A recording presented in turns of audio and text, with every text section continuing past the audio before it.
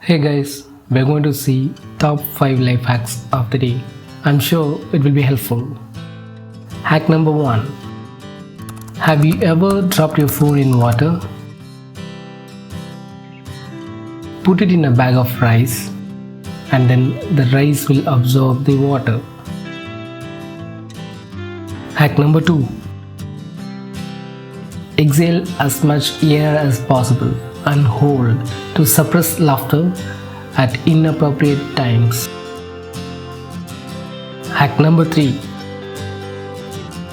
The best way to cure hiccups is to try to hiccup. Hack number 4. Don't go to a restaurant 15 minutes before they close. You don't want people who hate you handling your food. Hack number 5.